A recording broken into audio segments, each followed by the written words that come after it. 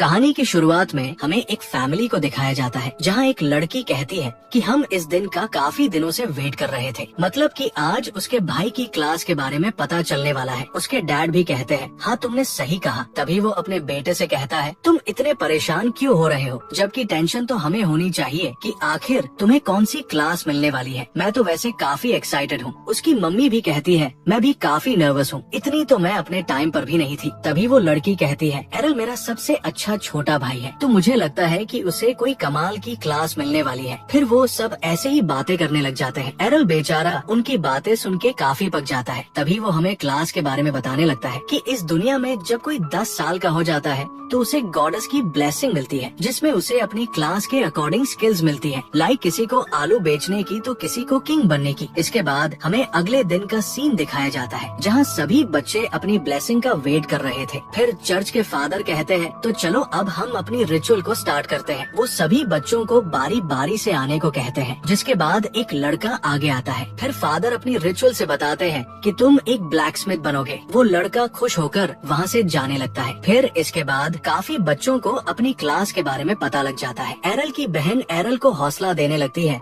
कि सब अच्छा होगा। फिर इसके बाद फाइनली एरल की बारी आ जाती है। उसके मम्मी पापा काफी एक्साइटेड होते हैं। तब हमें पता लगता है कि उसके पापा एक हाई लेवल के मेज है और उसकी मम्मी एक स्वॉर्ड प्रिंसेस है। तो सब लोग सोचते हैं कि उनका बेटा कोई पावरफुल क्लास का ही होगा। फिर फादर अपनी रिचुअल स्टार्ट कर देते हैं। तब हमें पता लगता है कि एरल के पास कोई क्लास नहीं है, मतलब कि वो क्लासलेस है। ये सुन के सब लोग काफी ज्यादा शॉक हो जाते हैं। वहीं एरल को तो इससे कोई फर्क नहीं पड़ता है। फिर इसके अगले सीन में हम देखते हैं कि एरल स्वॉर्ड प्रैक्टिस कर रहा होता है। तब उसकी मम्मी कहने लगती है कि एरल तुम चिंता मत करो, हम तुम्हारा खर्चा उठा लेंगे, इसलिए तुम्हें जॉब करने की भी कोई जरूरत नहीं है। तब एरल कहता है कि मैं ऐसे ही आप लोगों पर बोझ नहीं बनना चाहता। तभी उसकी बड़ी बहन भी कहती है कि एरल मैं हमेशा तुम्हारे साथ हूँ, तो तुम चिंता मत करो। तब एरल कहता है कम से कम अब तुम तो ऐसा मत बोलो। इसके बाद वो सभी को बताता है कि भले ही मुझे कोई क्लास ना मिली हो, बट मैं अपनी प्रैक्टिस जारी रखूंगा, जिसमें बचपन से ही उसकी मम्मी ने काफी हेल्प की थी। इसलिए मैं बिना कोई क्लास के भी एक स्ट्रॉन्ग स्वॉर्ड्समैन बन के दिखाऊंगा। ये सुन के उसके मम्मी पापा भी काफी तारीफ करने लगते हैं। वो कहते हैं देखना एरल एक दिन एक बड़ा आदमी जरूर बनेगा। इसके बाद एरल वहाँ से चला जाता है। वो देखता है कि दो लड़के आपस में प्रैक्टिस कर रहे होते हैं। वो एरल को देखकर कहते हैं तुम तो वही बिना क्लास वाले लड़के हो ना, तुम यहाँ क्या कर रहे हो। तब एरल कहता है मैं यहाँ प्रैक्टिस करने के लिए आया हूँ। वो लड़के कहते हैं तुम्हें पता है ना हमारे पास स्वॉर्ड्समैन की क्लास है, तो हमें ट्रेनिंग की कोई जरूरत नहीं है, हम तो यहाँ बस अपनी स्किल्स चेक करने के लिए आए थे। फिर वो उसे अपनी स्किल्स दिखाने लगते हैं। तभी एरल उनके साथ एक मुकाबला करने की बोलता है। वो दोनों इस बात पर हंसने लग जाते हैं, लेकिन फिर भी एरल उनसे मुकाबला करने के लिए बोलता है। तब वो लड़के कहते हैं ठीक है तो फिर, पर तुम्हारे पास डिवाइन प्रोटेक्शन तो है ना। डिवाइन प्रोटेक्शन एक ऐसी ब्लेसिंग है जिसमें बॉडी के ऊपर एक खास प्रोटेक्शन होती है जो छोटे मोटे हमलों से बचाती है, बट अगर कोई तेज हमला हो तो वो टूट जाती है। तब एरल कहता है हाँ मेरे पास डिवाइन प्रोटेक्शन है। फिर इसके बाद वो लड़का फाइट के लिए आगे बढ़ता है, लेकिन एरल उसे डोज कर लेता है। उनके बीच काफी बढ़िया फाइट होती है जिसमें एरल उस पे भारी पड़ने लगता है। तब वो लड़का अपने दोस्त को भी बुला लेता है, लेकिन एरल उससे भी आसानी से बच जाता है। वो दोनों लड़के एक दूसरे की गलती निकालने लगते हैं, जिसका फायदा उठाकर एरल उन पे अटैक कर देता है और फिर वो दोनों को वही ढेर कर देता है। वो लड़के बोलते हैं तुमने हमें रेडी होने के लिए टाइम भी नहीं दिया, इसलिए तुम बिल्कुल भी नहीं जीते हो। तब एरल उनसे अगला राउंड करने के लिए बोलने लगता है। हम देखते हैं कि उनको कोई देख रहा होता है और वो एक लड़की होती है। वो कहती है एक सच्चा फाइटर कभी भी ऐसा बिहेव नहीं करता, तो तुम्हें अपनी हार मान लेनी चाहिए। वो लड़का कहता है आखिर तुम कौन हो जो इतना ज्ञान झाड़ रही हो। तब दूसरा लड़का कहता है अरे ये तो वही लाल बाल वाली काफी पॉपुलर स्वॉर्ड्समैन है। तभी वो लड़की एरल के पास जाती है और कहती है तुम तो स्वॉर्ड प्रिंसेस के बेटे हो ना। तभी मुझे लगा कि पक्का तुम्हें उनसे ही ये खास टैलेंट मिला है, इसलिए तुम्हें अपने इस टैलेंट को इन फालतू लोगों पर वेस्ट नहीं करना चाहिए। फिर वो एरल को फाइट के लिए चैलेंज करने लगती है। वो कहती है कि कैप्टन इवान मेरे पापा है। ये सुन के एरल को कुछ याद आता है, जहाँ एक आदमी उसकी मम्मी से बातें कर रहा था, वो ही इवान होता है। वो कहता है तुम तो उससे बिल्कुल भी नहीं मिलती, वो तो काफी अजीब दिखते हैं।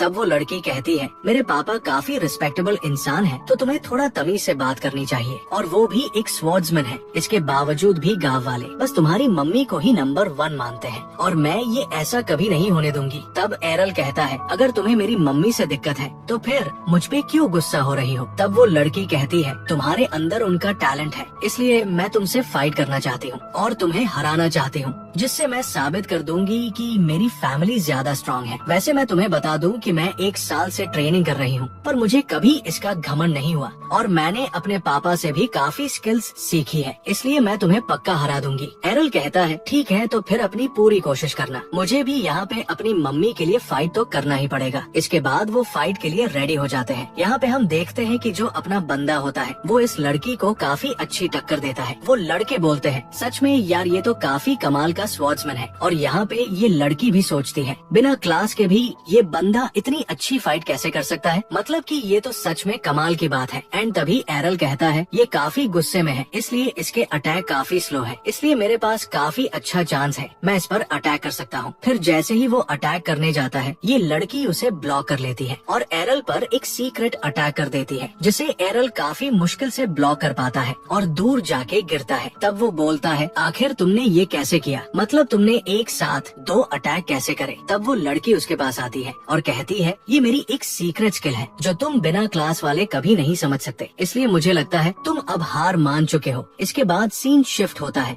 और हम देखते हैं कि एरल की बहन वहाँ पे उसे उठा रही होती है और अपना बंदा यहाँ पे उठता है और अपनी बहन को दे के फिर से सो जाता है। तब इसकी बहन बोलती है, चलो कोई ना, मैं तुम्हें एक काफी अच्छा सा किस देने वाली हूँ। इसके बाद वो किस करने ही वाली थी कि एरल उठ जाता है। तब उसकी बहन बोलती है, मुझे तो अब किस करना ही है। वो जिद करने लग जाती है। तभी हम इसकी मम्मी को देखते हैं जो कि इनके लिए खाना लगा रही होती है। वो बोलती है कि चलो आ जाओ, तुम लोग का खाना लग चुका है तो नाश्ता वास्ता कर लो। जिसके बाद ये लोग नाश्ता करते हैं। तब उसकी बहन बोलती है, भाई आज क्या फिर से तुम ट्रेनिंग करने जाने वाले हो? तब एरल बोलता है, हाँ मेरा प्लान तो कुछ ऐसा ही है। तब उसकी बहन बोलती है, तुम्हें इतनी मेहनत करने की जरूरत नहीं है, क्योंकि मैं तुम्हारे लिए सब कुछ कर दूंगी जिससे तुम आराम से रह सकोगे। तब एरल कहता है, नहीं इसकी कोई जरूरत नहीं है। इसके बाद वो उनसे जाने के लिए बोलता है और फिर वहाँ से चला जाता है। उसकी बहन काफी चिंता करते हुए कहती है, ये उस दिन से काफी ज्यादा हार्ड प्रैक्टिस कर रहा है, मुझे तो इसकी फिक्र हो रही है। तब उसकी मम्मी कहती है, चिंता मत करो, एरल सब संभालेगा। इसके बाद वो उसे एक जगह पर लेके जाती है। वो वहाँ पर काफी सारी टूटी हुई तलवारें दिखाती है। वो लड़की पूछती है, आखिर ये सब टूटी हुई क्यों है? तब उसकी मम्मी उसे बताती है, इनकी ये हालत एरल ने दिन रात प्रैक्टिस करते हुए की है। तो तुम इससे अंदाजा लगा सकती हो कि एरल कितनी खतरनाक ट्रेनिंग करता था। ये सब देख के उसकी बहन भी शॉक होती है कि सच में यार मेरा भाई तो कमाल का है। इसके अगले सीन में हम देखते हैं कि एरल जंगल में अकेले ही प्रैक्टिस कर रहा होता है। यहाँ पे वो डबल स्लाइस वाले अटैक की प्रैक्टिस कर रहा होता है जो उस लड़की ने यूज की थी, जिसमें एरल काफी हद तक कामयाब भी हो जाता है। तभी हम देखते हैं कि झाड़ी के पीछे से एक गॉब्लिन उस पे अटैक कर देता है, लेकिन एरल अपने नए मूव से उसे आसानी से हरा देता है। तभी उसे यहाँ पे एक काफी भयानक आवाज सुनाई देती है और वो बोलता है, ये पक्का किसी मॉन्स्टर की आवाज है जो कि गांव की तरफ जा रहा है। मुझे जल्द से जल्द जाके गार्ड को इसके बारे में बताना होगा। फिर वो जैसे ही आगे जाने लगता है तभी उसे एक बच्चे की आवाज सुनाई देती है, जिसके बाद वो उसकी हेल्प करने का डिसाइड करता है और फिर उसकी तरफ जाने लगता है। आगे वो देखता है कि वहाँ पे वही लाल बाल वाली लड़की होती है। वो देखता है कि वो लड़की भी वहाँ पे प्रैक्टिस कर रही थी। जिसके बाद एरल चुपके से वहाँ पर सही मौके का इंतजार करता है। फिर जैसे ही वो मॉन्स्टर उस लड़की को मारने के लिए आगे बढ़ता है, अपना हीरो उसे एक ही वार में खत्म कर देता है। इसके बाद वो उस लड़की से कहता है कि तुम्हारा हॉली वाटर कहाँ है? हम देखते हैं कि उसकी वो बोतल टूट चुकी थी। जिसके बाद एरल उसे अपना हॉली वाटर देने लगता है, जिसे पीकर उस लड़की की हेल्थ रिकवर हो जाती है और वो होश में आते ही पूछती है कि तुमने ये ट्रिक कहाँ से सीखी, मतलब कि तुम यहाँ पे डबल स्लाइस कैसे यूज कर सकते हो, वो भी इतनी जल्दी। तब एरल उसे बताता है, ये इतना भी आसान नहीं था, बट जब मैं किसी चीज को सीखने की ठान लेता हूँ तो उसे सीख कर ही दम लेता हूँ। वो लड़की कहती है, मुझे तो कुछ समझ नहीं आया, तुम्हारा मतलब क्या है? तब एरल उसे सब समझाने लगता है कि ये सब बस परफेक्ट टाइमिंग का कमाल होता है। वो उसे बताता है कि असल में ये सब मैंने तुम्हें देख के ही सीखा है। जब तुमने उस दिन मुझ पर अटैक किया था तब मैंने उसी टाइम ये करना सीख लिया था। इसके बाद मैं अपने मन में वो सब याद करता और लगातार उसकी प्रैक्टिस करता। उस लड़की का तो ये सुन के दिमाग चकराने लगता है कि आखिर तुम इतनी आसानी से ये सब कैसे सीख सकते हो। तब एरल कहता है, तुम्हें पता है मुझे हारना बिल्कुल पसंद नहीं है, इसलिए मैंने इसकी काफी प्रैक्टिस की है। जिसके बाद वो लड़की उसे फिर से फाइट के लिए चैलेंज करने लगती है। जिसके बाद वो दोनों फाइट के लिए रेडी हो जाते हैं और अपना हीरो इस टाइम पर उसे जबरदस्त टक्कर देता है और उस पर ट्रिपल स्लाइसिंग अटैक से हमला करता है। वो लड़की तो ये देख के शॉक हो जाती है और कहती है, मैंने तो सोचा था कि हम बस डबल स्लाइस अटैक ही कर सकते हैं, तो आखिर तुमने ये ट्रिपल वाला अटैक कैसे किया। तब एरल उसे बताता है कि मेरे पास कोई स्किल्स नहीं है, इसलिए मैं बिना किसी लिमिट के कैसा भी अटैक कर सकता हूँ। उस लड़की को एरल की इस बात पर विश्वास नहीं होता है। तब एरल उसे फिर से फाइट करने के लिए बोलता है। इसके बाद वो लड़की काफी दम लगा के उस पर अटैक करती है, बट अपना हीरो